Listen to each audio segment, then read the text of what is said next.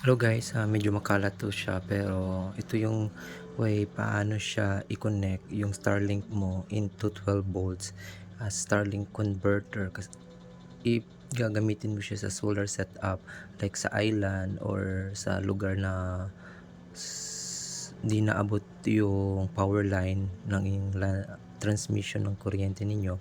So ito yung setup, dalawa lang kasi tatlo kasi ang kailangan natin.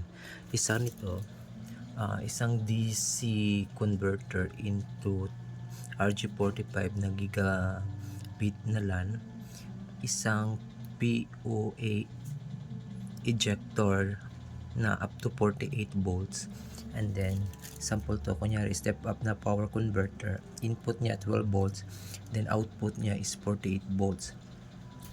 And then dito naman sa POA ejector, kung makikita ninyo, meron po siyang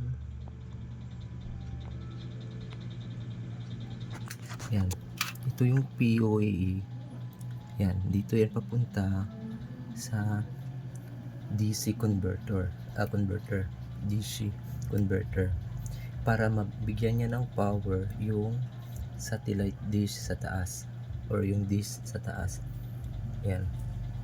So wala na kayong puputulin, ilalagay niyo lang to. Nare-remove naman to siya. So yan, idudugtong nyo lang dito yan. So yan, pagkapasok nun, ayan. So yan na po.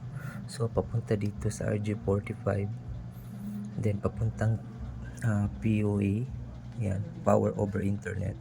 At sa katong LAN, kung meron kayong extra na router, for example, ganyan.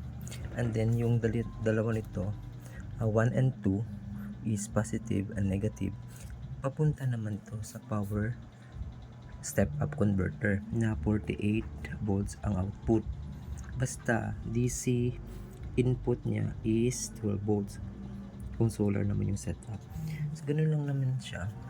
So mapapagana na niya yung Starlink ninyo na setup. Mas maganda nga kasi up to 80, up to 100 o hindi nga abot ng 100 watt yun so nasa 80 watt lang compare sa 220 volts na kuryente is nasa 150 watt yung konsumo ng Starlink sa taas. So ito lang siya.